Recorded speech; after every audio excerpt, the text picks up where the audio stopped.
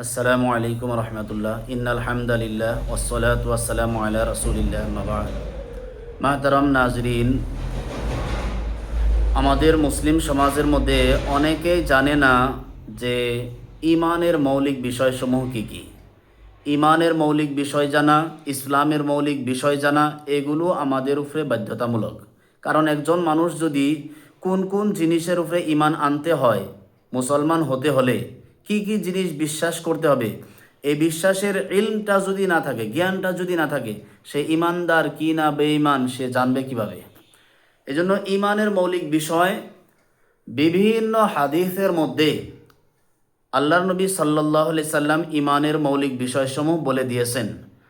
আর এই বিভিন্ন জায়গার থেকে ওলামাই কেরাম মুজতাহিদিন হযরত একত্রিত করে একটি কালিমার মধ্যে ঢুকাইয়া দিছে, যেই কালিমাকে ইমানে মুফাসসল বলা হয়।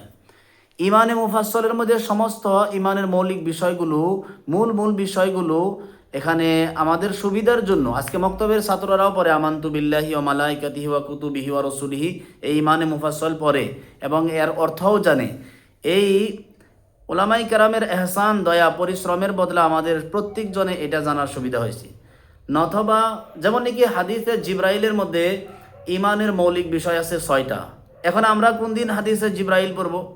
যারা আলেম নন, গায়ের আলিম যারা, ওনারা কোন সময় হাদিসে জিব্রাইল পড়বেন? ওনারা তো পড়তেই পারবেন না, কারণ মুসলিম শরীফের মধ্যে আছে হাদিসে জিব্রাইল। তো ইমানের মৌলিক বিষয় সমূহ একত্রিতভাবে যেখানে বয়ান করা হয়েছে, এই কালিমাটা কমাস কম আমাদের অর্থ সহকারে প্রত্যেকজন ব্যক্তি জানা আবশ্যকীয়। আমি সংক্ষিপ্তভাবে বলি, ইমানে মুফাসসলের মধ্যে আছে আমানতু বিল্লাহি, আমি ঈমান আনায়ন করিলাম আল্লাহর উপরে, ওয়া মালাইকাতিহি, এবং আল্লাহ পাকের ফেরেশতাদের প্রতি আমি বিশ্বাস স্থাপন করিলাম, ওয়া কুতুবিহি ওয়া রসুলিহি, আসমানি কিতাব সমূহের প্রতি আর নবী রসুলগণের প্রতি, ওয়াল ইয়াউমিল আখির, কিয়ামতের দিবসের প্রতি ঈমান আনয়ন করিলাম, ওয়াল কদরি খাইরিহি ওয়া শাররিহি মিনাল্লাহি তাআলা, ভালো মন্দ তকদির আল্লাহ পাকের তরফ থেকে হয়, এর প্রতি আমি বিশ্বাস স্থাপন করিলাম, ওয়াল বাআসি বাদাল মাউত, মৃত্যুর পরে পুনর্জীবন দান করা হবে, উঠানো হবে, এর প্রতি আমি বিশ্বাস স্থাপন করিলাম। এই হলো মূল মূল 6টা বিষয় আছে। যেই 6টা বিষয়ের প্রতি ঈমান যদি আমাদের দুর্বল থাকে, কোনো আমল আমাদের কবুল হবে না। এই 6টার ব্যাখ্যা করতে গেলে ঘন্টার পর ঘন্টা করলেও এটার ব্যাখ্যা শেষ হবে না। এজন্য আমি সংক্ষিপ্ত আকারে আমি প্রাথমিক 2-3টা যতটুকু সম্ভব হয় আমি আলোচনা করি ইনশাল্লাহ। প্রথমে আমাকে বিশ্বাস করতে হবে আল্লাহর প্রতি। আমানতু বিল্লাহি, আমি ঈমান আনায়ন করিলাম, বিশ্বাস স্থাপন করিলাম আল্লাহর প্রতি। এখন আল্লাহর প্রতি আমাদের বিশ্বাস কিভাবে থাকা উচিত? আল্লাহ কি?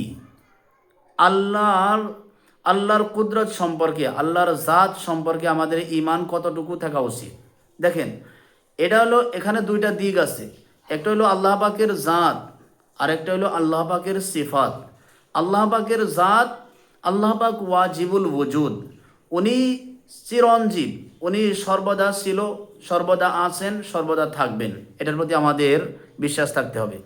মুশরিকিনে কাফিরেরা, মুশরিকিনে মক্কা আল্লাহ নবী সাল্লাল্লাহু আলাইহি সাল্লামকে প্রশ্ন করেছেন যে মুহাম্মদ, তুমি যে আল্লাহর দাওয়াত দাও, ওনার জন্ম কিভাবে হলো, ওনার বংশ পরিচয় সম্পর্কে কিছু বলেন। তাফসীরে মাআরিফুল কোরআনে লেখছেন, ওই সময় আল্লাহ পাক সূরা ইখলাস নাজিল করেছেন, কুল হুয়াল্লাহু আহাদ, হে নবী আপনি বলে দেন আল্লাহ পাক তিনি একক, তিনি অদ্বিতীয়, আল্লাহুস সামাদ, তিনি বেনিয়াজ, কারো মুখাপেক্ষী নন, লাম ইয়ালিদ ওয়ালাম ইউলাদ, ওনাকে কেউ জন্ম দেয় নাই, উনি কাউকে জন্ম দেন নাই, উনাকেও জন্ম দেওয়া হয় নাই, ওয়ালাম ইয়াকুল্লাহু কুফুয়ান আহাদ, আর ওনার সমকক্ষ কেউ নাই।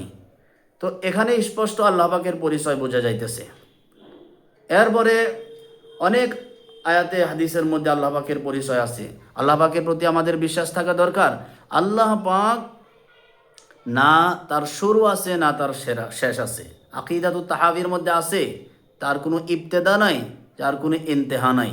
কিছু ছিল না ওই সময় আল্লাহ পাক ছিলেন, কিছু থাকবে না, সব ধ্বংস হয়ে যাবে পৃথিবী। সূরা রহমানের মধ্যে আছে, কুল্লু মান আলাইহা ফান ওয়া ইয়াবকা ওয়াজহু রাব্বিকা যুল জালালি ওয়াল ইকরাম, সব কিছু ধ্বংস হয়ে যাবেন, শুধুমাত্র আল্লাহ পাকের মহান সত্তার জাত বাকি থাকবেন।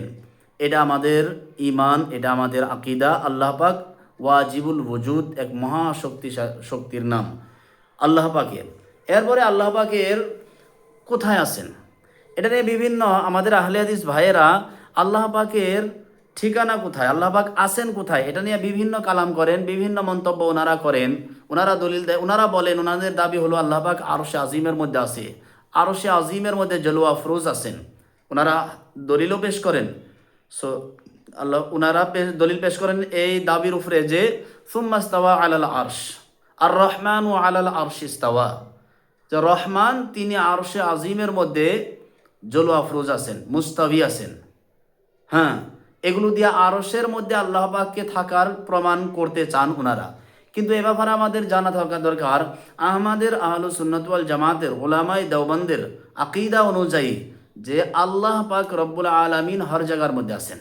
আল্লাহ পাকের কুদরত, আল্লাহ পাকের দৃষ্টি, আল্লাহ পাকের তাকত হর জায়গার মধ্যে কাজ করে। আমাদের অনেকগুলো এ ব্যাপারে দলিল আছে, ওনারা দলিল পেশ করে। দেখেন, একটা হলো মাকান আর একটা হলো মকিন। মাকান স্থান, কোনো একটা জায়গার নাম। আরশে আজিম একটা জায়গা।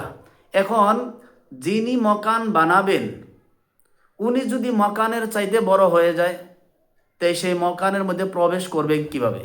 আরশ তো আল্লাহ পাকের একটা মখলুক। আরশের মধ্যে যদি আল্লাহ পাকের স্থান হয়ে যায়, তাহলে আল্লাহর চাইতে তো আরশ বড় হয়ে গেল না, আউযুবিল্লাহ।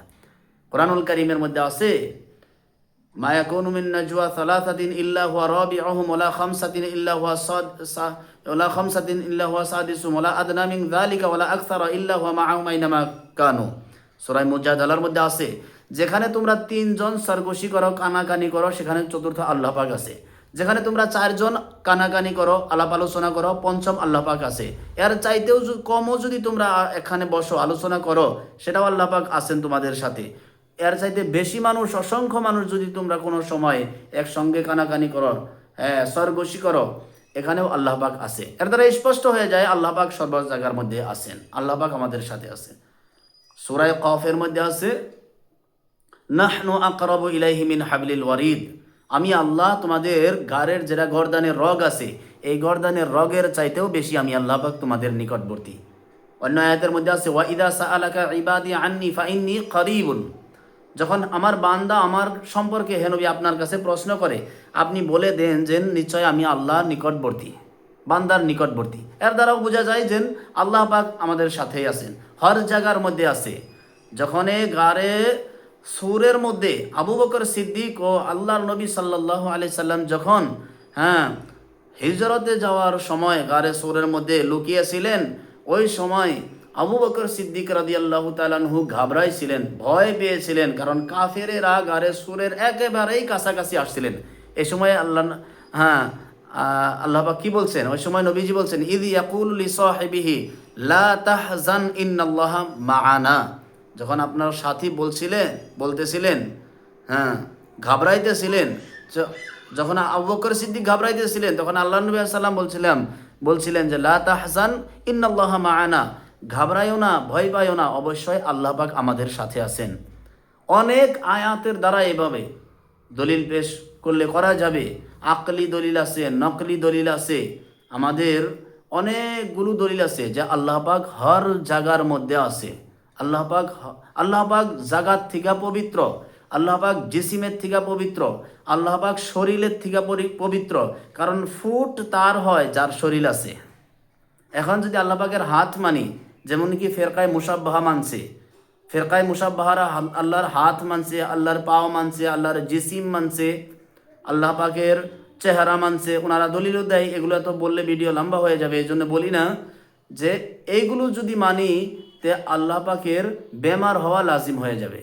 এই জন্যে আল্লাহ পাক জিসিমের থেকে পবিত্র, আল্লাহ পাক জিসিমের থেকে পবিত্র, আল্লাহ পাক কোনো নির্দিষ্ট জাকাত থেকে, স্থানের থেকে পবিত্র। আল্লাহ পাকের কোনো স্থান নাই, আল্লাহ পাক হর জায়গার মধ্যে আছে।